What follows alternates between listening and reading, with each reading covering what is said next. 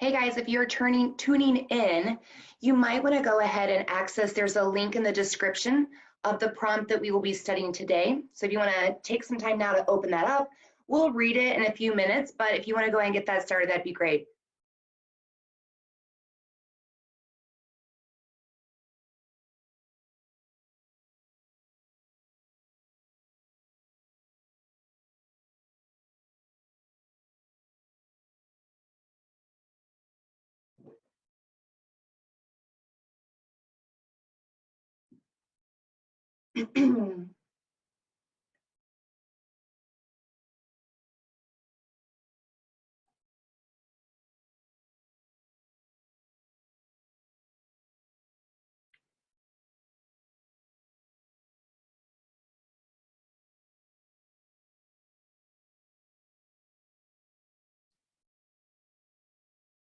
Hey guys, for those of you who are just tuning in, I'm excited to teach you a little bit about explaining argument. We'll start in about 2 minutes, about a minute and a half or so, but if you want to go ahead and access the prompt we'll be using, there's a link in the description underneath the video. So if you want to go ahead and pull that up, and then we'll get started in about a minute.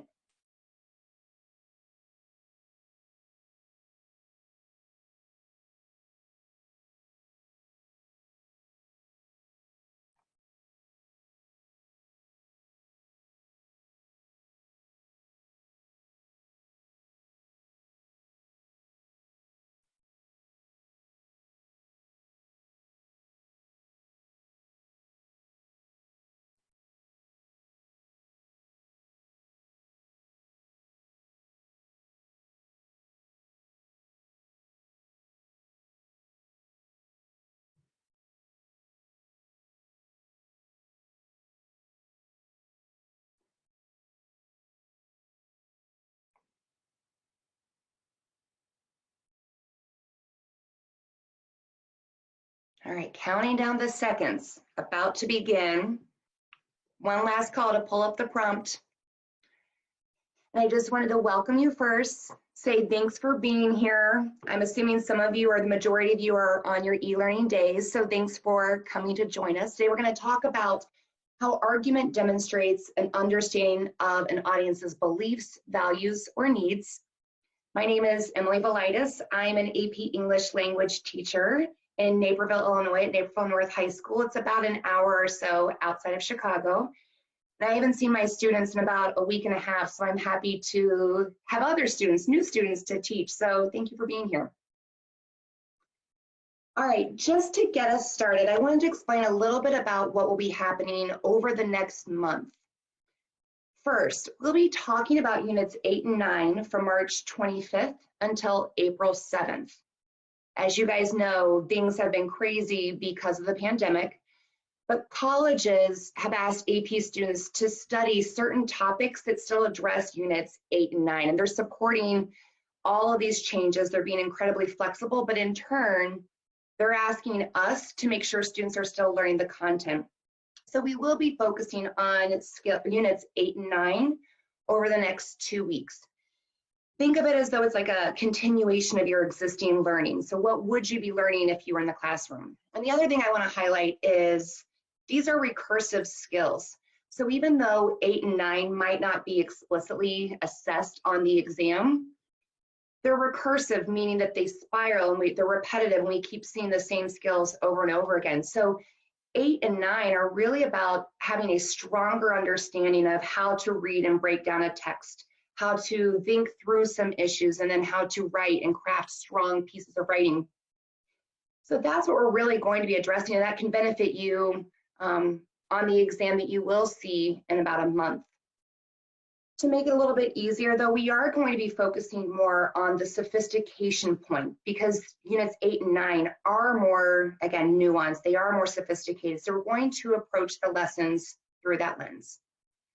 Then, in about a week or so, you will see a schedule be released of the topics that will be covered for review. Again, these are meant to be more like course review sessions than AP test prep.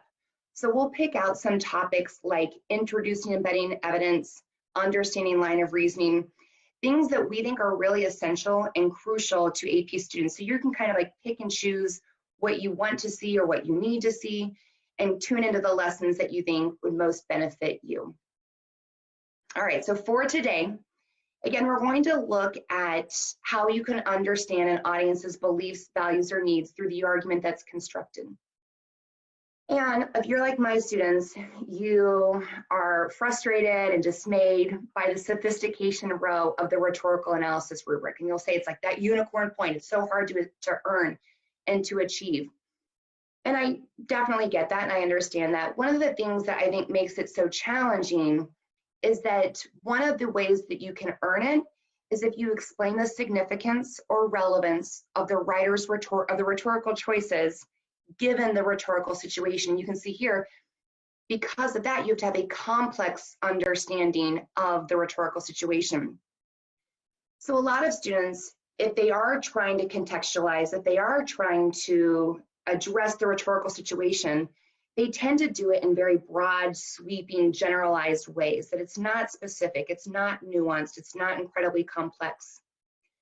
So over the next week, we're really going to focus on one text, a pre-20th century text, and help you to first, today, identify the rhetorical situation and elevate it and make sure it's not just the basic, broad, generic understanding of the text. The piece that we're going to be reading, it's a really tough one. It's from the 18th century, and it was written by Abigail Adams. And before we get into how do you explain an argument and how it is revealing the audience's beliefs, values, or needs, we first have to identify the rhetorical situation.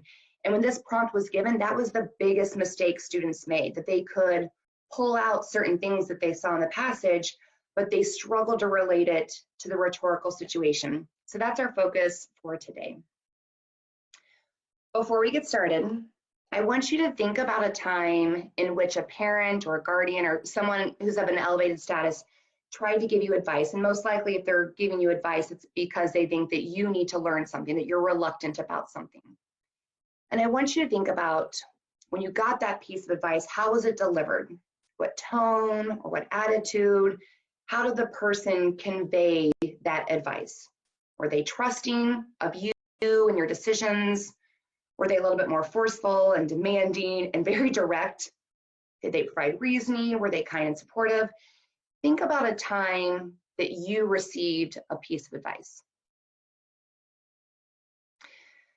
For me, one that I can think of was about a month ago. My husband and I had plans to travel on spring break. And about a month ago, my mom called and she opened with a very kind of trusting and kind and supporting attitude. And she said, you know, Emily, I know you're a smart girl. You'll make the right decisions. I know that you are 40 years old. You can decide what you do. And then she went right into being very forceful and direct and providing a lot of reasoning for why we should not go on vacation. We did end up canceling our vacation, but per the government regulations, not my mother. But I think that that's a really good way to think about it. My mom, and I love her, she forgot how pig-headed and stubborn I am, and that her reasoning didn't necessarily match my values, beliefs, and needs. And so when you're thinking about advice that you might get or give someone, you've got to think about the audience and what do they want? What do they need to hear? And how can you craft that message so they're more likely to believe you and to ultimately follow your advice? Since this is units 8 and 9, I'm assuming you already know quite a bit about the rhetorical situation. Whether your teacher uses something like Space Cat or Soapstone or a particular scholar, the rhetorical situation still has a few key elements that are the same for each. The first is the message, and that's basically the subject matter of the piece, of the text. The next is the exigence, and that's really what is inspiring, stimulating, or provoking the writer to construct this piece. The purpose is pretty simple. It's what do they hope to accomplish or achieve? But they might have more than one purpose, so just remember that moving forward. We also have the audience, where the writer has to think about what is a need, belief, or value, or even a background of that particular audience, so they might capitalize on that in their text. The context There we go. The context is the time, the place, or the occasion in which the text is being written. And sometimes that ends up being really helpful if the writer can think about what is happening around the individual to whom they're writing this piece that might strengthen or can kind of bolster their position. And then lastly, maybe the easiest for us is thinking about the writer or the speaker and their perceptions of all of these things is what governs the text. So let's start by looking at the prompt. Again, a few of you might have joined a little earlier and I asked you to open the link in the description of the YouTube video where you'll find the prompt and the passage. We'll be looking at that today. But you're gonna go ahead and pull that up. I will read the prompt to you. It says, in the following letter, Abigail Adams, 1744 to 1818, writes to her son, John Quincy Adams, who is traveling abroad with his father, John Adams, a United States diplomat, and later the country's second president. Read the letter carefully. Write an essay that analyzes the rhetorical choices Adams makes to convey her argument about the value of experience. All right, so we just reviewed the rhetorical situation. And one tip I would give you is that when it comes to the rhetorical analysis prompt, they give you a lot of the rhetorical situation in the prompt. It's just a matter of whether or not you can identify that. Take about a minute and think about where do you see each of those components or elements of the rhetorical situation embedded within the prompt. Some, like in the following letter, Abigail Adams, clearly that's the writer. Some will be easier than others. Some might be a bit of a stretch. Take about a minute and see if you can identify where you see exigence, purpose, audience, context, writer, and message in this particular prompt. Let's take about a minute and I'll wait for you.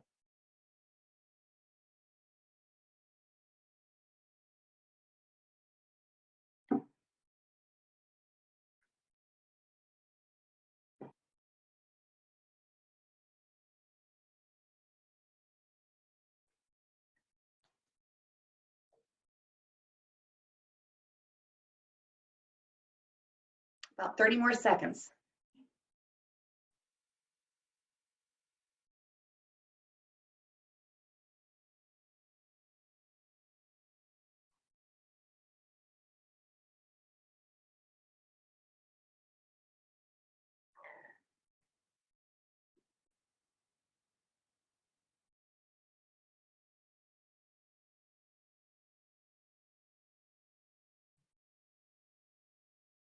All right, so here are the answers. If you were going through and kind of marking up a passage, you would maybe have noticed that it would look like this if you were annotating it.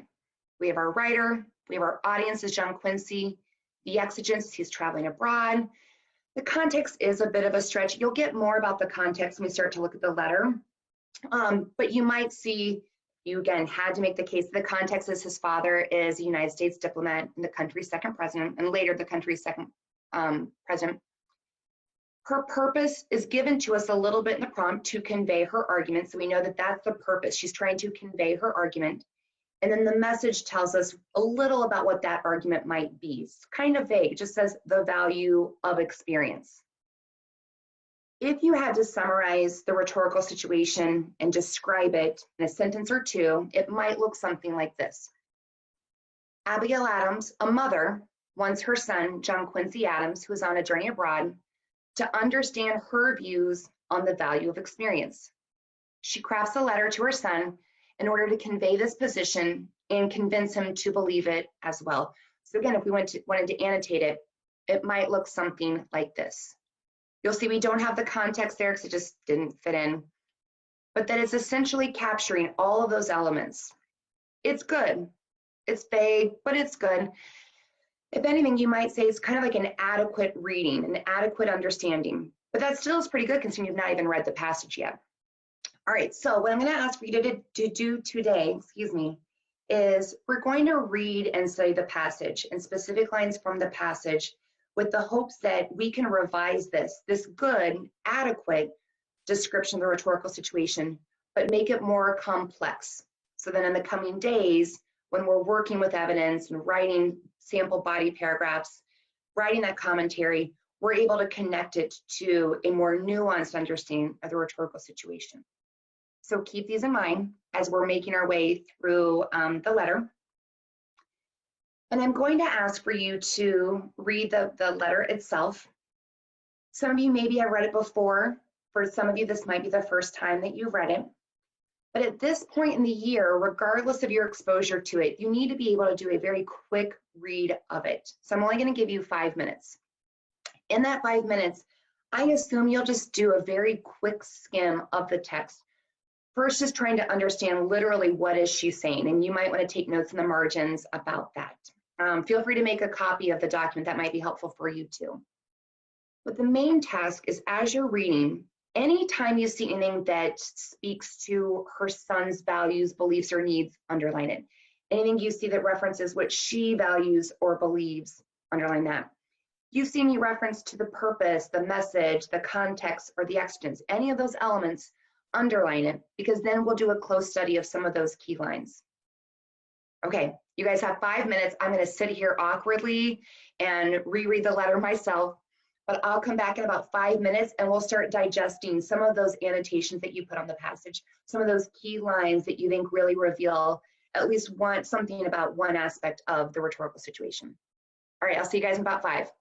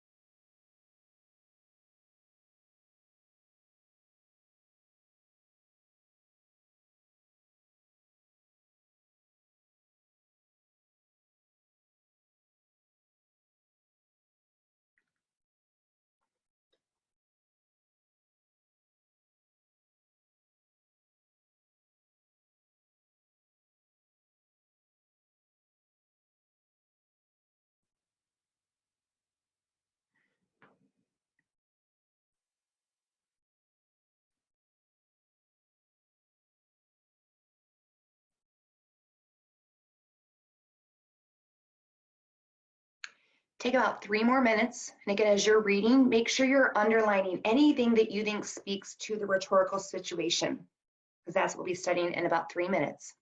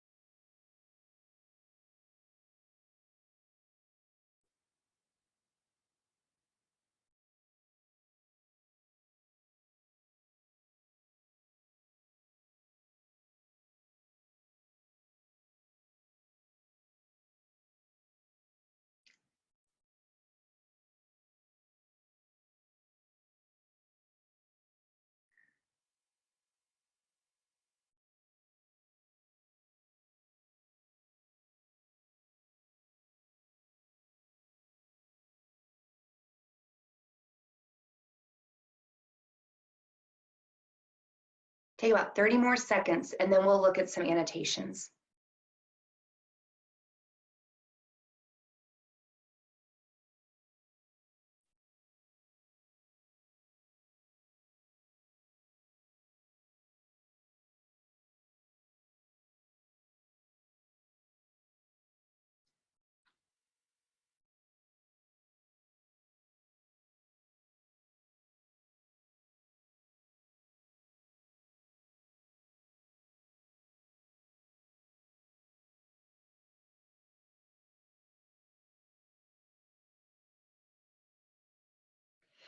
All right, let's go and get started. It's a tough piece, right? What I always tell my students when they encounter a text that they are struggling with, and maybe for some of you didn't struggle, but if you do find a text that you struggle with, I think a really great tip is to just underline a few key pieces and do a close study of those. And then that will usually tell you what you need to know. So instead of feeling overwhelmed by this whole letter, you only focus on just a small piece of it and you kind of break it down word by word. That will help you understand the piece in a much larger sense as well. So I'm going to share my annotations with you and walk you through how I see them reflecting something of the rhetorical situation. I'm sure you've heard from English teachers for years and years and years that the opening of anything is always going to be important, whether it's a novel or a book or a poem or a short story. And this letter is no exception. This letter opens with a really strong appeal to her son. She demonstrates a lot of knowledge about her son and his needs. You'll see I've given you on the screen, you'll see I've given you my annotations, but I've color-coded them for you. So when you see something in purple, like the word repent, to me, that tells us something about her son, something about what he values or what he believes. You see something in kind of like that burnt orange color, that will reflect something about our writer, Abigail Adams. And then you'll see I have a bracket that's kind of like in a goldenrod color, and that will tell us something about the exigence. Take about 1 more minute, and I want you to look at some of those key lines and do a close study of them. Look at what does this say about the audience, or what does this say about the writer, or what does this tell me about why she's writing the exigence. Take about a minute, and then I'll kind of walk you through how I see them speaking to those things.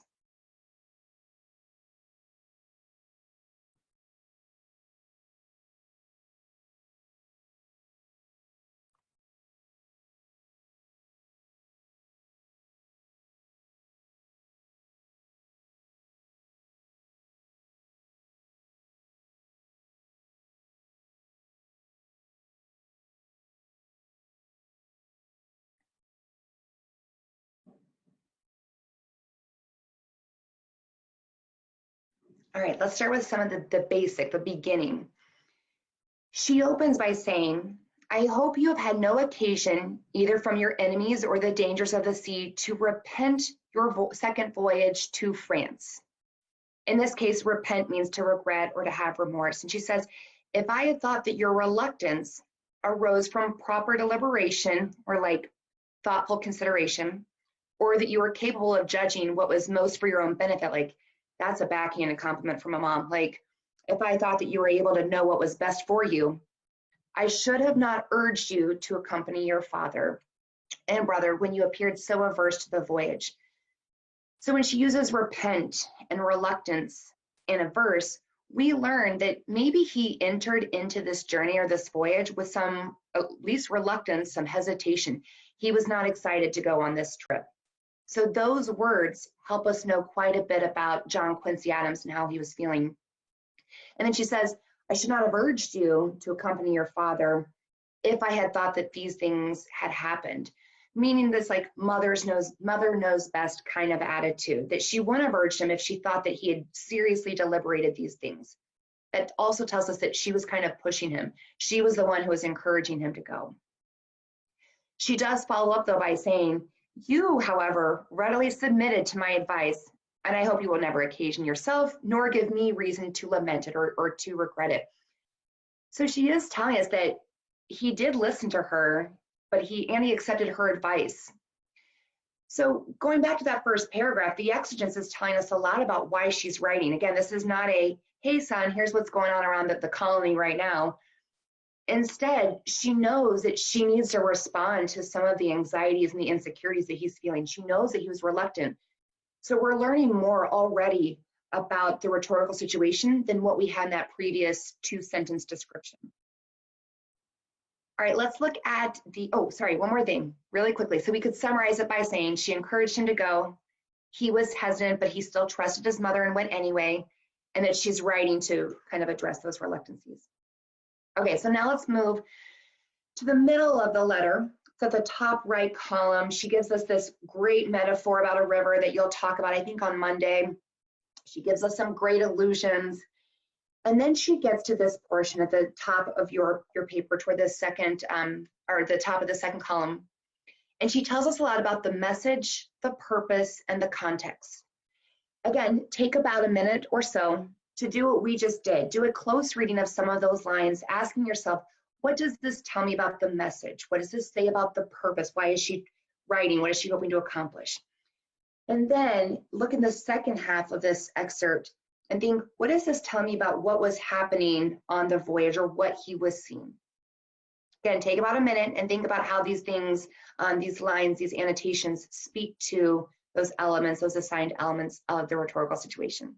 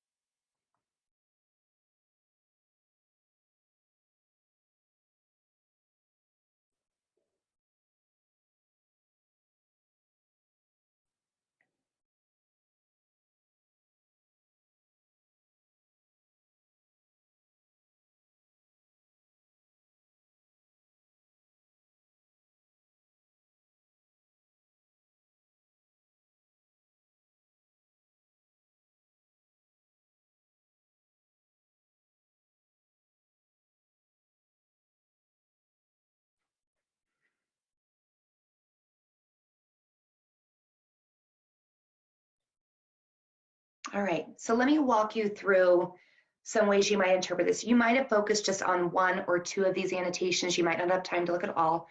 So I'll kind of give you the background, the cheat sheet of these, if you will. All right, so first, she starts by saying the habits of a vigorous mind are formed in contending with difficulties. And all history will convince you of this, those difficulties of this fact, and that wisdom and penetration are the fruit of experience, not the lessons of retirement and leisure. Basically, she starts with, they're the habits of vigorous minds are formed in contending with difficulties. Like, it's okay to contend with difficulties. It's okay to face challenges because you'll have a vigorous mind. Your mind will develop and grow because of that. Just all history will convince you of this, that wisdom and penetration are the fruit of experience, not the lessons of retirement and leisure, which I'm finding myself doing a lot during this e-learning time. A lot of retirement and a lot of leisure. But she's saying, if you are to grow, if you are to have a more expanded mind, that's going to come from experience. It's going to come from seeing things, facing those challenges, not from just being lazy and sitting around, those lessons of retirement and leisure. Because great necessities call out great virtues. That those virtues themselves are kind of brought to the forefront when you experience these challenges, and that otherwise they might have laid dormant. And she says that when you go through these challenges, they wake into life and form the character of the hero and the statesman, which is interesting because it's starting to say to us that this isn't just about John Quincy going abroad with his father and his brother and having a good old time, but they're trying to kind of tailor and craft him and build him into a hero and statesman, and that these traits might not be developed had he just stayed at home. The second half of this excerpted piece says, war, tyranny, and desolation are the scourges of the Almighty and not be deprecated. So she's saying, like, basically, while you're out there, you're seeing instances of war and tyranny and destruction. And that those are not great. Those are not something that should be celebrated or praised. But then she comes back and says, but "It is your lot, my son, to be an eyewitness of these calamities."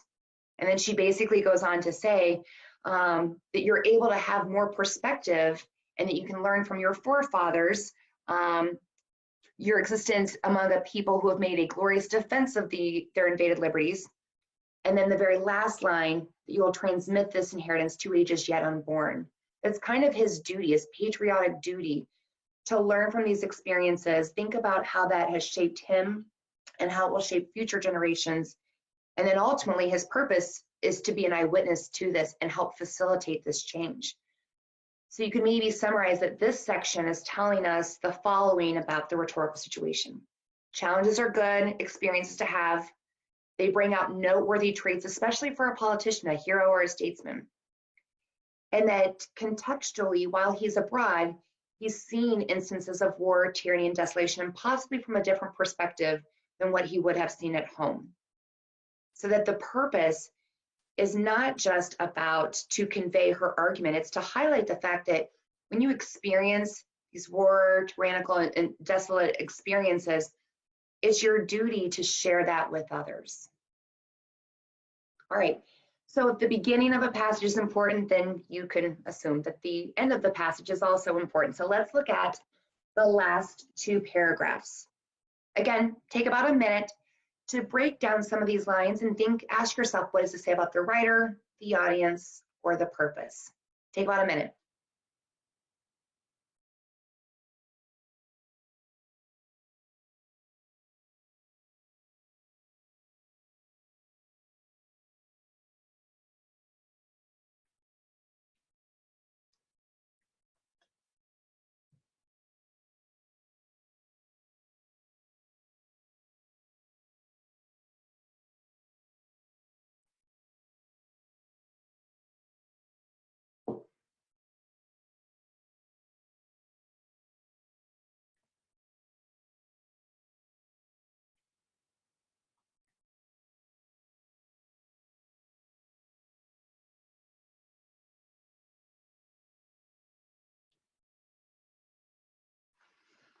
All right, this is probably my favorite part of the whole letter. Maybe it's because I find that it's just such a great way to end it. That she tells a lot about herself, and you probably are seeing a shift, that you'll see more of that burnt orange annotation toward the end, which again, I find fascinating as an English teacher. That she says, consider the least of your incitements that you have a parent who has taken so large and active a share in this contest. So be thankful that I'm here and that I care about you and that I'm invested in what happens to you. And discharge the trust reposed in him with so much satisfaction as to be honored with the important embassy which at present calls him abroad. So that she's putting trust in him. She knows that he will be okay. And that she also recognizes, which I think is pretty strategic of her, the honor that he has been asked to accompany the embassy. So she kind of floats his ego a little bit. I think that this is a great opening to the second paragraph, the final paragraph. She says, the strict and inviolable regard you have ever paid to truth. Again, another compliment. What she's basically saying here is that you've always been committed to the truth. You've always valued the truth. And that gives her pleasing hopes, that is something that makes her happy, that she really admires about her son. And it gives her hope that you will not swerve from her dictates, you'll not swerve from the truth, you'll stay committed to it, but that you'll also add justice, fortitude, and every manly virtue which can adorn a good citizen. Do honor your country and render your parents supremely happy, particularly, this is Mother's Guild here, particularly your ever affectionate mother. So basically then she's saying, stay true to yourself, honor the truth, but also learn justice, fortitude, and any manly virtue. And we're learning more about the purpose, where before it wasn't just about understanding what her argument is, but she's starting to kind of shift into this notion of, these are the traits you need to be a good citizen, to honor your country, and to render your parents happy. That there are three things that she hopes that he accomplishes on this trip, and that it will render his parents supremely happy. especially your affectionate or loving mother. So if we were to step back and look at what we just did, oh, sorry, there we go. If we were to step back and look at what we just did, you'll notice that the letter itself shifts and moves in terms of the rhetorical situation. So it opens with a lot about the audience, a little about the writer. Then after she's kind of established that trust with her son, that's when she can kind of go in a little bit more thickly with the context, the message, and the purpose. And then she ends with some more of the purpose, but also a little bit about how she is feeling, her values, beliefs, and needs. It's a really interesting way to structure it. So just to do a quick debrief of what we've done and how you can apply it to other prompts that you might see in an AP class or possibly on the AP exam. We first started by identifying elements of the rhetorical situation in the prompt. It kind of gave us like a SparkNotes version, like a summary of the rhetorical situation. So we identified those things. Then we looked for those in the text itself by underlining some key elements that spoke to those elements of the rhetorical situation. Then together, you and I, we did a close reading of those lines with the idea of trying to have a more complex understanding of that rhetorical situation. It's a lot more than just she's trying to convey her argument about the value of experience, that we try to deepen it and become more nuanced in our reading of the passage, that we aren't using those sweeping generalizations. So let's go back to the original description, which you have here. It sounds pretty vague and generic now. Now you can see those sweeping generalizations. Things like, to understand her view on the value of experience doesn't really tell us much, or especially not as much as we know now about what she's arguing about experience. We know a lot more about John Quincy Adams than just he's on a journey abroad. We've learned more about how he's feeling. We also know more about how Abigail Adams is feeling. She's more than just a mother writing to her son. And then we can, again, as you kind of make your way through that second sentence, we can understand more about how she's conveying this position and trying to convince him as well. All right, so this is your homework. This is your task. I want you to take this generic statement that's full of sweeping generalizations and reflect a more complex, nuanced understanding of the rhetorical situation. You can make a copy of this. The link is in the description for the YouTube video, so you can pull it up. I'd encourage you to make a copy. I think I saw 400 emails requesting access. Just make a copy of it and revise it or yourself. But some of you might find that it's too tough to change someone else's writing. I'd rather just rewrite it myself. That's fine as well. So you can revise, like maybe you would say Abigail Adams, and you might replace that appositive, a mother, with something that's more specific. You can revise as is, or you can craft, but I'd encourage you to keep it just to a sentence or two. Keep it pretty brief. Then this will be the basis for our next 4 lessons, and we'll keep going back to it. So I hope you tune in over the next 4 days to learn more about how can we take this and turn it into an essay ultimately to make you a stronger reader and writer. All right, so thanks for watching. I hope I'll see you tomorrow. Make sure you complete that practice problem, either revising or crafting from scratch. And then tomorrow, we'll start tomorrow's lesson by reviewing some samples and talking about which one demonstrates a better, more complex understanding of the rhetorical situation. All right, good to see you guys. Thanks for coming. See you tomorrow.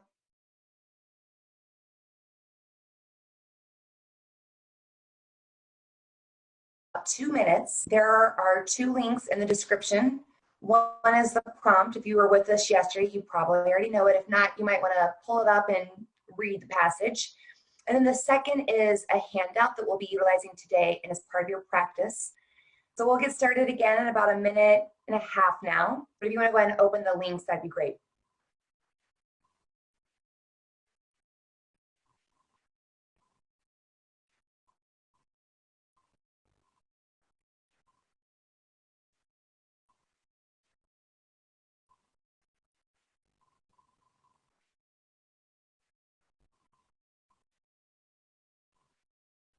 Hello, for those of you just turning in. tuning in. There are 2 links in the description. If you want to go ahead and open those. One is the prompt that we looked at from yesterday. You might just open it, do a quick skim, reacquaint yourself with the text. And the second is a handout we'll be using today. So we'll get started in about 30 seconds as soon as the clock ticks over. But if you want to go ahead and open those links, that might make things easier later.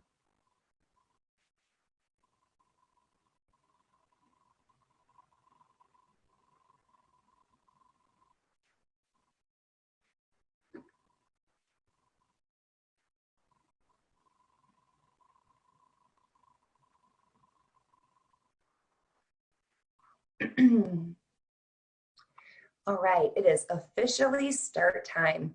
Hello, good to see some of you again. If you were here yesterday, good to see you again. If you're joining us today for the first time, nice to have you. Welcome to our AP English Language online sessions. We're talking primarily about how an argument demonstrates understanding of an audience's beliefs, values, or needs. But before we get into that, I wanted to introduce myself first. I'm Mrs. Velitis. I am an AP English language teacher in Naperville, Illinois, Naperville North High School. It's about an hour or so outside of Chicago, and today is a terrible, dreary, depressing day, lots of rain. It's not as nice as it was yesterday, so I hope wherever you are, it's sunny and warm and you're enjoying your time.